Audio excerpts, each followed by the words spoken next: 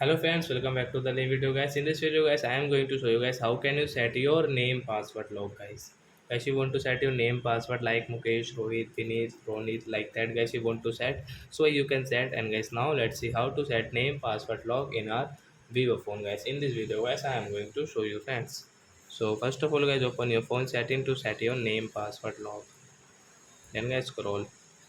Guys click on your security setting, screen lock, password. So guys I will take as my name. So guys don't do any mistake here guys, be careful. Same spelling guys again,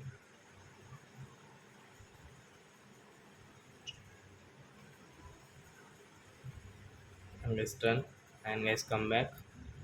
So friends now you can see we have this name password lock. So we will enter our name to open phone.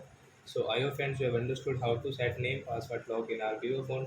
So that's it guys, thanks for watching. So guys now we will meet on next video guys with new topic. Before going guys, please go and like my video, subscribe my channel. Bye bye friends.